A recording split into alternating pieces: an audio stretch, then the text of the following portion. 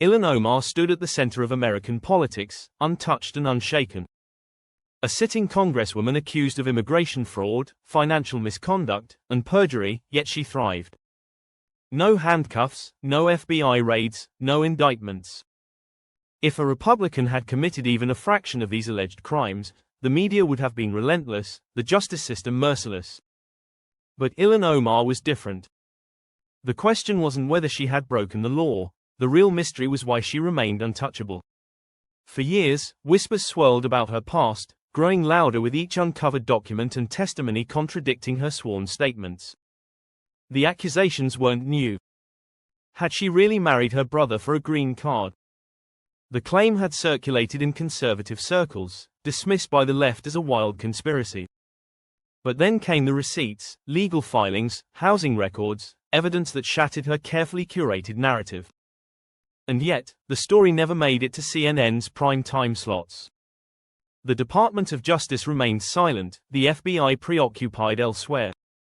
What was so special about Ilhan Omar?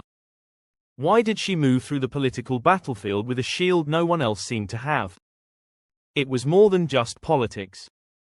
Omar wasn't merely a politician, she was a symbol, a carefully constructed narrative of progressive success, a figure that powerful interests weren't willing to see fall. The left had built her up too high. To let her crash would be to admit they were wrong. But how far did this protection extend? Could she really escape accountability forever? In 2017, she swore under oath that she had no contact with Ahmed Elm, her alleged brother, since 2011. Under penalty of perjury, she testified that he was gone from her life. But then court records surfaced, a 2012 eviction notice for Ahmed Elm, just 10 blocks away from Omar's residence in Minneapolis. 10 blocks. She's lying, and we have the documents to prove it, declared Minnesota Representative Steve Drazkowski. His voice cut through the noise, but the mainstream press refused to amplify it. No investigative specials, no bombshell reports, just silence. She had filed for divorce from Elm in 2017. 37 days later, he married another woman. A coincidence, or a carefully timed maneuver after securing his citizenship? And then there was the money, hundreds of thousands of dollars from her campaign fund funneled into her now husband's consulting firm. A blatant case of financial misconduct. According to the Minnesota Campaign Finance Board, she was fined and forced to repay the money, but there were no further consequences. Had this been a Republican, it would have been a career-ending scandal. For Omar, it was business as usual. The pieces were there, a pattern of deception, a justice system unwilling to act, and a media landscape carefully guarding its chosen darlings.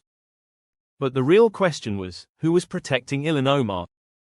Was it the Democratic Party, unwilling to let one of its most visible minority representatives crumble? Was it the media, terrified of reinforcing right-wing narratives? Or was it something deeper, a system designed to protect certain individuals while ruthlessly destroying others? The answer wouldn't come all at once.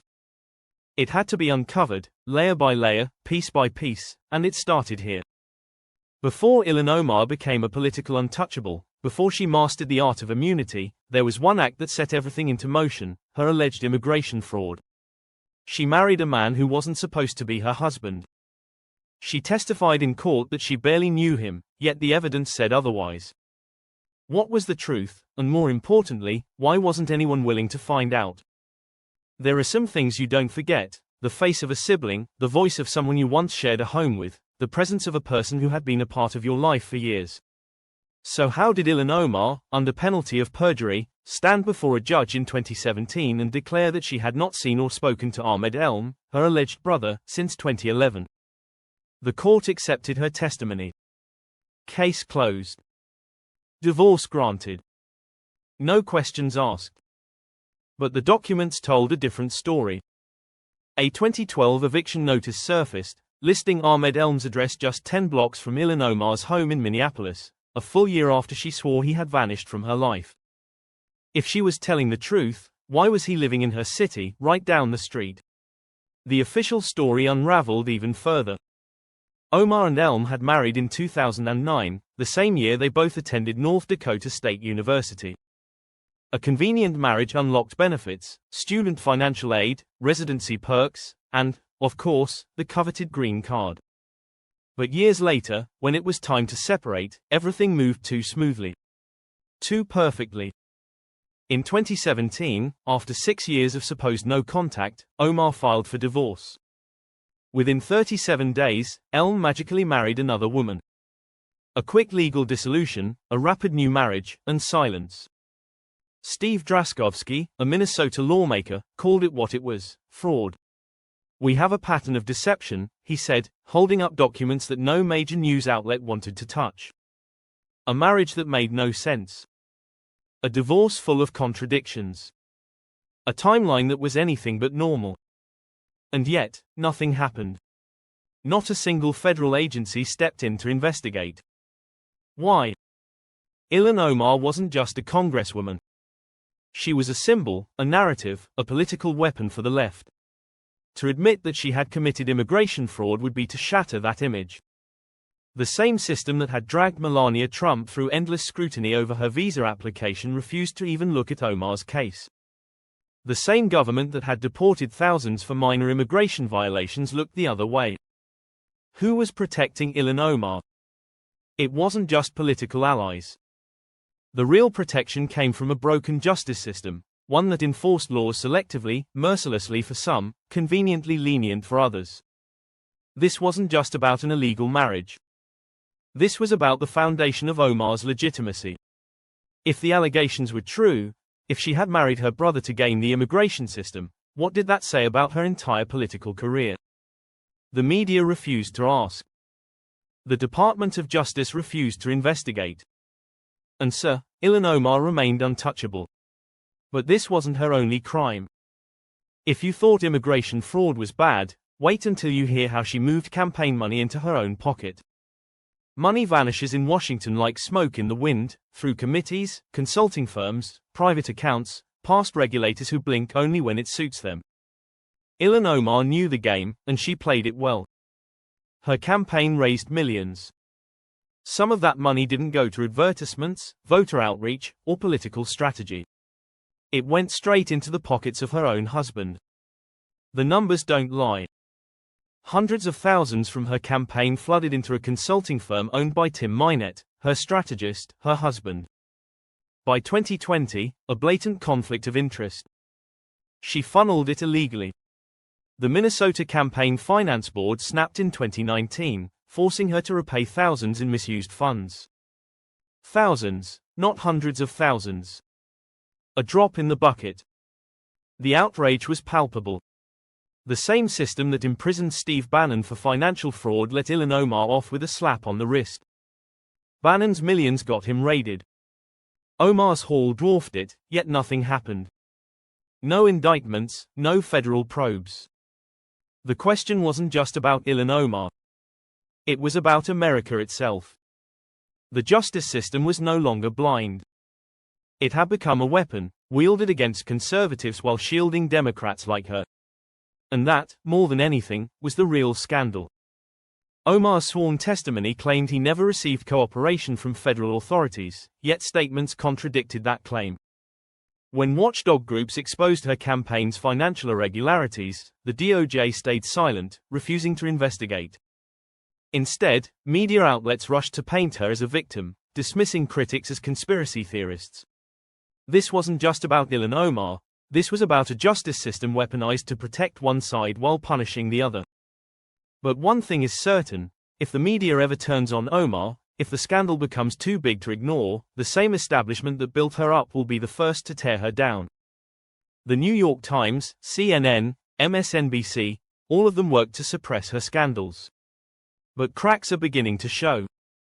How long before the dam finally breaks? The truth wasn't just buried, it was erased. Not slowly, not subtly, but deliberately and systematically.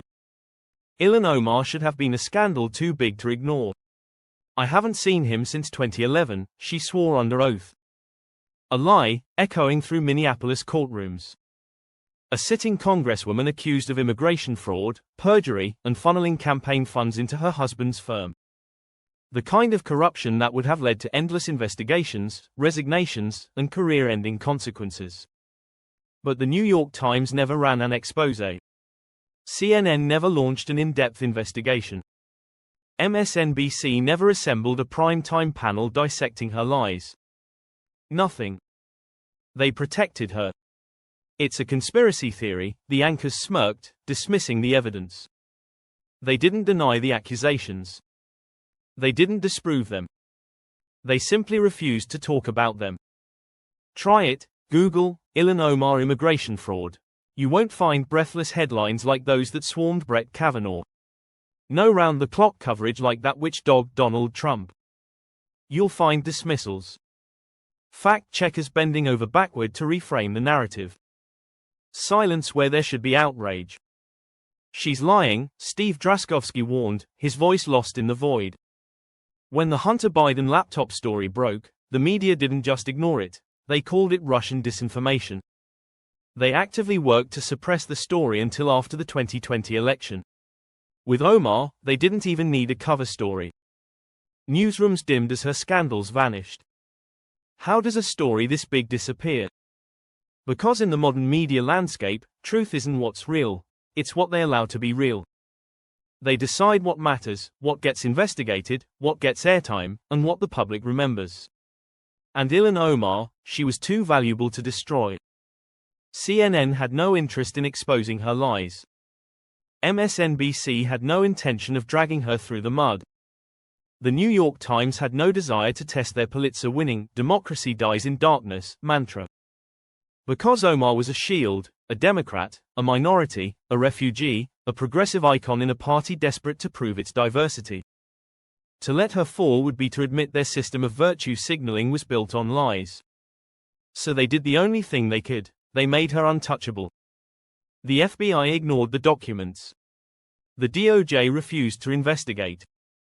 The media memory held the scandal before it could ever gain traction. But cracks were beginning to form.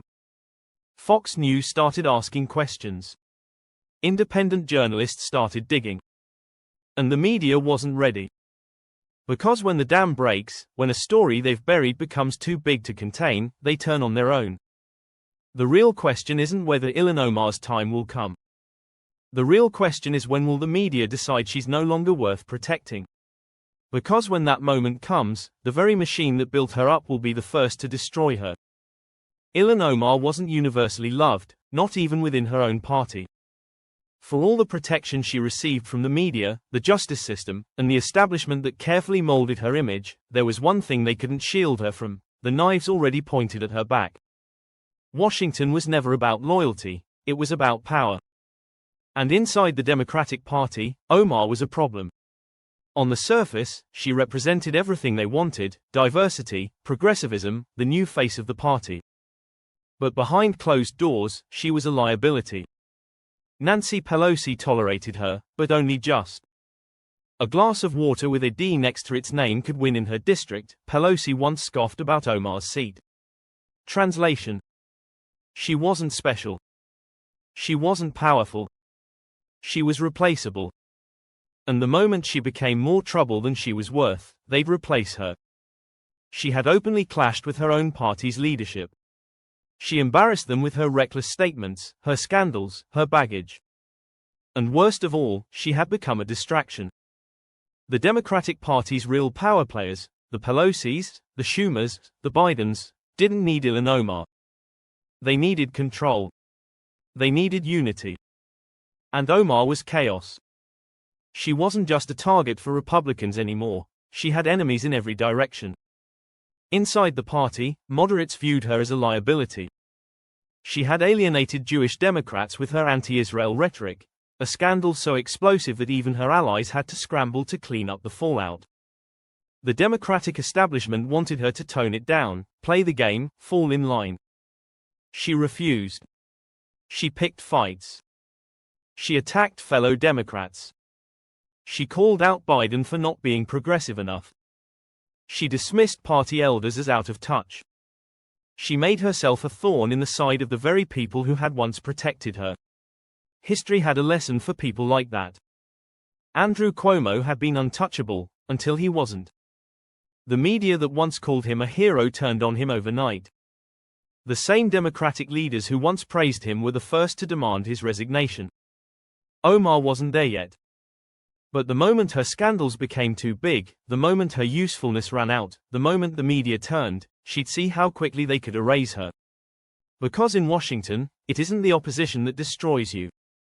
It's your own party. Power in Washington isn't permanent, it's borrowed. The moment a politician becomes a liability, the system doesn't just move on, it erases them. One day they're celebrated. The next, they're unrecognizable. A cautionary tale. A headline from a scandal too big to contain. Ilhan Omar may think she's different. She may think she's untouchable. But history suggests otherwise. The political landscape in America is often marked by intense debates, fiery exchanges, and moments that capture the attention of the nation. One such moment recently unfolded when Minnesota State Senator Steve Drazkowski took aim at Representative Ilhan Omar in a heated exchange that left political commentators and the public buzzing. The confrontation, which revolved around issues of immigration, national identity, and political ideology, became a defining moment in the ongoing cultural and political discourse. Steve Drazkowski, known for his unapologetic stance on immigration and conservative values, confronted Ilhan Omar, who has long been a polarizing figure due to her progressive policies and outspoken views. The debate erupted when Drazkowski addressed what he saw as inconsistencies and contradictions in Omar's political rhetoric, particularly concerning her views on America's history and governance. With sharp wit and the mastery of facts, Drazkowski dismantled the arguments put forth by Omar, challenging her positions on issues such as national security, economic policy, and social integration. Omar, originally from Somalia and a naturalized U.S. citizen, has often faced criticism from conservative figures who argue that her perspectives on American governance do not align with traditional values. Drazkowski seized upon this argument, highlighting statements made by Omar that appeared to question America's foundation. He pointed to her past remarks on law enforcement, foreign policy, and economic distribution, accusing her of undermining the very system that allowed her to rise to prominence. His rhetoric was sharp, backed by statistics and historical references that reinforced his points. As the exchange intensified, Drazkowski delved into Omar's past comments on immigration policy. He argued that while America has always been a nation of immigrants, there must be a balance between humanitarianism and national security. He cited data on illegal immigration, crime rates, and the economic burden of unchecked migration, making the case that policies promoted by Omar could be detrimental to the safety and stability of the nation. His argument was met with mixed reactions, with conservatives applauding his boldness and progressives pushing back against his assertions. One of the most striking moments of the debate came when Drazkowski directly challenged Omar on her loyalty to the United States. He referenced past statements where Omar had been critical of American policies while seemingly defending foreign entities. He posed a direct question to Omar: if America is so fundamentally flawed, why do you serve in its government? Why not work towards change in Somalia, a country that could benefit from your leadership? This moment struck a chord with many viewers, as it encapsulated the deep divide in American politics between nationalism and globalism. Omar, known for her ability to counter conservative critiques, attempted to deflect the argument by accusing Drazkowski of racism and xenophobia. She framed his comments as an attack on immigrants and people of color, a common tactic used in political discourse. However, Drazkowski remained composed and countered by emphasizing that his criticism was rooted not in ethnicity, but in ideology. He pointed out that millions of immigrants have successfully integrated into American society, embracing its values and contributing to its progress. His issue, he argued, was not with Omar's background but with her political stance, which he believed undermined the principles of democracy and free enterprise. Throughout the debate, Drazkowski methodically dismantled Omar's arguments, using data, historical context, and logical reasoning. He cited economic studies showing how socialist policies, often promoted by Omar, have failed in other nations, leading to economic collapse and social unrest. He pointed to Venezuela as a prime example, highlighting how policies similar to those championed by Omar led to inflation, unemployment, and mass exodus. His ability to draw parallels between policy decisions and real-world consequences bolstered his argument, making it difficult for Omar to effectively counter. Another crucial aspect of the discussion was Drazkowski's emphasis on personal responsibility and the American dream. He highlighted stories of immigrants who came to America with nothing, worked hard, and achieved success through perseverance and dedication. He argued that Omar's rhetoric often painted America as a land of oppression rather than opportunity, a narrative he vehemently rejected. He called on her to recognize and appreciate the freedoms and opportunities afforded by the US, rather than focusing solely on its imperfections. The debate drew significant attention on social media, with clips of the exchange going viral. Conservative commentators praised Drazkowski for his willingness to confront what they saw as hypocrisy in Omar's rhetoric, while progressive figures defended Omar, claiming that her critiques of America were necessary for progress. The exchange became a microcosm of the broader ideological battle taking place in the country, with each side seeing the debate through its own lens. As the dust settled, one thing became clear: Steve Drazkowski had successfully put Ilhan Omar on the defensive, forcing her to confront questions that many of her critics have long been asking. His approach, rooted in facts and historical precedent, resonated with many who feel that America's values are under attack. Whether or not this debate changes political dynamics remains to be seen, but it undoubtedly reaffirmed the deep divisions within American politics. Ultimately, the exchange between Drazkowski and Omar serves as a reminder of the importance of open discourse and rigorous debate in a democracy. While both sides may have their own interpretations of the discussion, the fact that these conversations are taking place is a testament to the freedoms that America upholds. As political tensions continue to rise, debates like these will likely become even more common, shaping the future of American governance and ideological discourse. Ilhan Omar, a Somali-born congresswoman from Minnesota, has often been at the center of political debates, stirring controversy with her outspoken views on immigration, foreign policy, and social justice. On the other side, Steve Drazkowski, a Minnesota state senator, has made a name for himself as a staunch conservative, never shying away from confrontation when it comes to his beliefs on American values and policies. Their political ideologies could not be more different, and when these two figures clash, it's bound to make headlines. Recently, a fiery exchange between the two politicians reignited discussions on immigration, nationalism, and what it truly means to be American. It all started when Drazkowski took the floor to deliver a speech that many saw as a direct challenge to Omar's stance on immigration and American identity. Without mincing words, he criticized her positions, pointing out what he claimed were inconsistencies and dangerous narratives that did not align with the values of the United States. His remarks, sharp and unfiltered, echoed sentiments that have been growing within conservative circles, feelings that America's identity is under threat due to policies that, in their view, prioritize globalist ideals over national interests. Omar, as expected, did not take these remarks lightly. She quickly responded, defending her views and pushing back against what she described as a typical right-wing attack meant to silence minority voices in America. But this time, Drazkowski was prepared with a string of facts and historical references that left many in the audience stunned. He began by addressing one of the most common criticisms leveled against Omar, her rhetoric on America's foreign interventions. He pointed out that while she frequently condemns U.S. actions abroad, she rarely, if ever, acknowledges the opportunities and freedoms that America has provided to refugees like herself. Drazkowski took the argument further, highlighting how Omar's policies align more closely with socialist ideals than with the principles that have historically made America prosperous. He referenced economic data, showing how policies that favor unchecked immigration and excessive government spending have led to economic downturns in various states and cities. He pointed to examples of sanctuary cities struggling with crime rates and financial instability, arguing that Omar's policies would only exacerbate these issues on a national scale. At one point in the debate, Omar attempted to shift the focus by accusing conservatives of using fear tactics to suppress immigrant communities. However, Drazkowski swiftly countered, reminding everyone that the debate was not about ethnicity or background but about upholding American laws and values. He reiterated that the United States has always been a land of opportunity, but that opportunity comes with the expectation of assimilation and respect for the nation's principles. The exchange reached its peak when Drazkowski brought up Omar's past comments that have been criticized as being divisive. He called out statements that appeared to downplay significant national tragedies or show sympathy toward groups that are viewed as hostile to American interests. With direct quotes and documented evidence, he painted a picture of a politician who, in his view, spends more time criticizing the nation than working toward its improvement. By the time the confrontation ended, it was clear that Drazkowski had delivered a speech that resonated with many conservatives.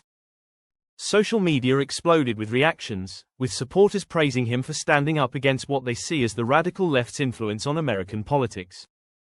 On the other hand, Omar's supporters dismissed the speech as another example of right-wing hostility toward immigrants and people of color in politics.